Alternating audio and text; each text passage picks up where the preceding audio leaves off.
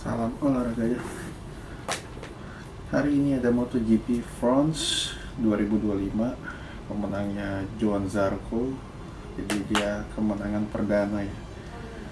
Setelah tahun lalu terakhir dia menang, dan untuk 2 tahun lalu ya sekitar 2 tahun lalu gitu ya. Honda 2 tahun lalu dia menang, dan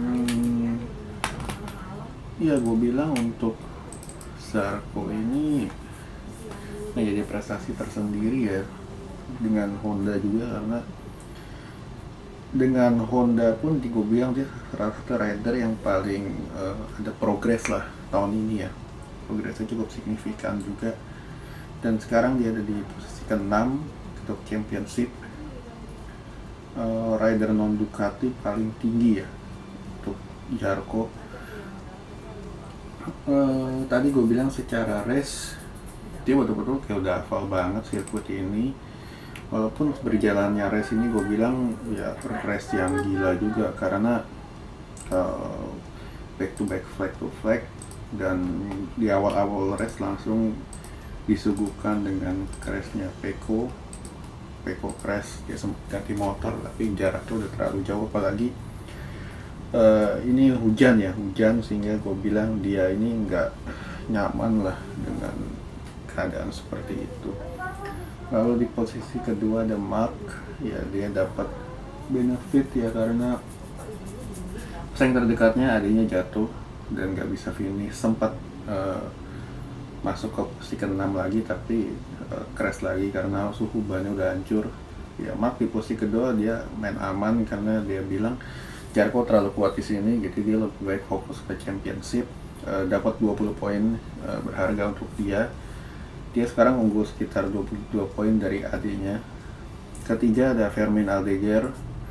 Ya ini weekend yang luar biasa untuk seorang rookie, hanya butuh 6 race untuk bisa naik podium. Double podium kemarin sprint, hari ini full race di posisi ketiga. Ya gue bilang dia balapnya ini betul-betul kayak Simoncelli.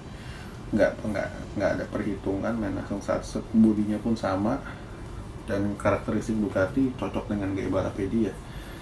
Dan tadi ketemu lawan Pedro posisi keempat, ya gue bilang Pedro ini juga agak main aman dengan KTM. Dia dapat posisi keempat walaupun secara keadaannya dia nggak senang sama sekali posisi keempat. Cuman ya dengan KTM yang sekarang dia nggak bisa berbuat banyak, apalagi nggak bisa berkembang juga kan untuk motornya. 5 Maverick Viñales tetap menjadi salah satu rider KTM yang paling konsisten tahun ini, top 5. Takaki Nakagami posisi ke-6 ya dapat durian runtuh karena banyak rider yang di depannya ini crash, jadi dapat posisi ke-6 ditampil dengan test rider.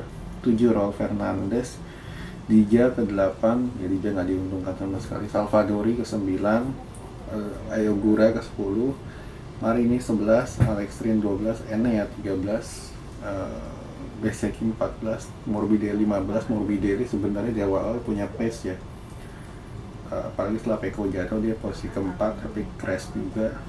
Dan 16 Pecco Bagnaia, dan yang nggak finish ada 6 rider, dan ya salah satu jagoan tuan rumah Fabio Quartararo.